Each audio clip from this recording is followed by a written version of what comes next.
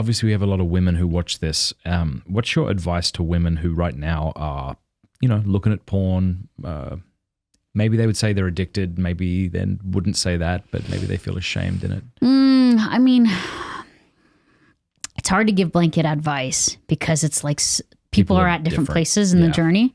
And so it's really hard to be like, oh, this is how... I think I ask because I know that the stigma still remains. Yeah. Yeah, I remember when I started talking about this 1,000 years ago. Yeah. I'm not ashamed, but I'm embarrassed to say that I said what everyone else said back then, that women don't look at porn, it's more romance novels and things like that. They read novels. How insulting. I'm like, it is. You really think I sit around and read a book when I could watch this super enticing thing that like is way more entertaining? Well, in fairness, I think that's right, but I also think there's no men reading romance novels, and there are women reading romance novels. Maybe older women. So I think there's a sense... Maybe older women, but I would argue 50 Shades of Stupid. I mean, everyone was reading that stupid book except men. And if you tried to write an equivalent for men, they wouldn't read it. Yeah. So I just... Yeah. I know... Maybe there's a little I know bit it's of that. not true that women aren't attracted to visual porn, but it's also not true to say that no one is. That there isn't a sense in which women are attracted to, like trashy novels in a way that men are. Yeah. I think it's a slightly different attraction too, But because I get why it's insulting. Yeah, but then with a novel, there's also more sometimes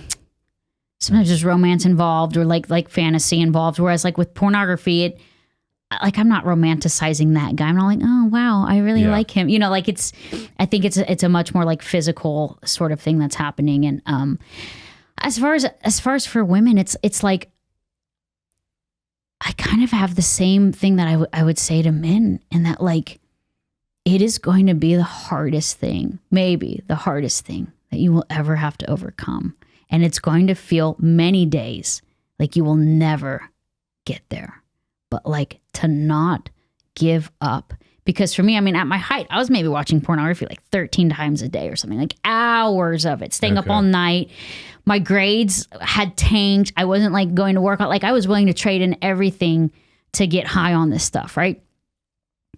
And I'm like, man, there's no hope for someone like me. Like maybe someone who's like, oh, once a week I do this. Like, okay, maybe there's hope for them because it's not that big of an issue. But I'm like, I can't stop. I remember one time, like, my parents took away my internet and I'm in my car and I'm driving around my laptop and I'm hitting refresh to look for Wi-Fi. Yeah. So I can watch it in my car. And it felt like I was looking for drugs. Like I'm driving around in the car looking for a spot to pull over and get high. And I was like, man, this is addiction. This is addiction. So I do want to affirm that like sometimes people say things, it's not really an addiction and stuff. And it's like, it's not up to anyone else to decide but you.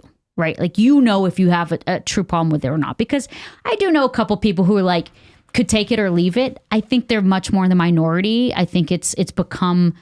Well, I think it also depends on how you want to define addiction too. I think that's the very first thing I want to ask somebody who says it's not an addiction, because there's a psychological definition, there's a neurological definition, and a common psychological definition is repeating a behavior that you want to stop and feel like you can't, or a repeated behavior with adverse consequences that you cannot seem to quit. Something like that. Like, so if that's how you're defining it, then yeah, of course porn can be an addiction for people. Yeah. So in the 12-step programs, first of all, we say that no one can determine if you're an alcoholic except for you or addict.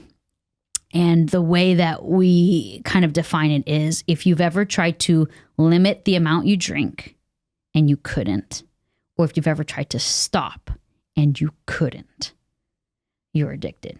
So by limiting the amount, so maybe in the instance of porn, maybe you've said, okay, well, I'm only going to watch it once a week, or I'm only going to watch this kind of porn, and you can't seem to regulate it. Like you can't seem to put any sort of like, okay, this is the last, like, and then the whole, like, if you've ever tried to quit and then you couldn't stay quit, like you couldn't just not touch it again. If you've ever tried to quit, then perhaps, and again, it's something that you have to determine.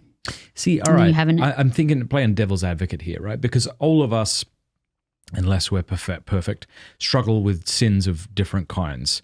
And it might be gossip, it might be pride, it might be slander. I mean, there's a whole host of things, But I wouldn't say, let's say somebody gossips and they're trying to stop. And I don't know if you would say gossip's an addiction just because, you've told yourself you will never gossip again, and then you had a relapse into gossiping. Yeah, well, I do think there's like the neurological component. Yes, the brain component. I think that plays a part, because what is happening with pornography is very similar to drugs and alcohol. So I think it's more in that camp. Yeah, I whereas agree. things like gossip or pride or whatever, you're not quite having that intense of a reaction in your brain. The same centers that light up aren't being lit up with some of those other it's not sins. I imagine it's not the way for most people where they're like a temptation to gossip and they're like, I won't. Yeah, and then they get a hit from it. They're like, I need to gossip. Oh, that's so, yeah. There's no rush. Well, maybe there's a little bit. There's but a like, rush, but it's not the same thing. Yeah, is it? I think there's a greater thing at play, especially when we have some of these more physical things, and then the bodily response, hormones, endorphins, all that sort of thing, and then the brain stuff. So I think in that way, like it's more in that camp. But I will say, like it is such a lonely struggle, because again, it's like when I was trying to overcome shoplifting. Like, you're not necessarily going to go around and tell people like, hey, I didn't watch porn today. Like, hey, I didn't masturbate today. Like, and so your little victories are going to seem so small and like uncelebrated. Like, they go unnoticed and like almost like it doesn't matter. Oh, so what? You made it 24 hours. But that's not true. That's not true. Every victory you have is a victory. It's scaling a mountain. It's overcoming something that you could have given into. So I would say that this is why it is very important that one has, whatever you want to call it, an accountability partner or a sponsor, which is a little different, I know. Right, yeah. Yeah, or like because a group. That person will actually congratulate you. They'll rejoice with you. And if they've gone through it themselves, they know how hard it was. They know what you had to do, the blood, sweat, and tears, how many times you fought off the temptation, the thoughts, or, maybe you had to get out of your house and that sort of thing. And so I think that's an important thing to get people there. Hey, thank you so much for watching. Before you go, do us a favor, leave a comment, let us know what you thought of the video, like, and subscribe.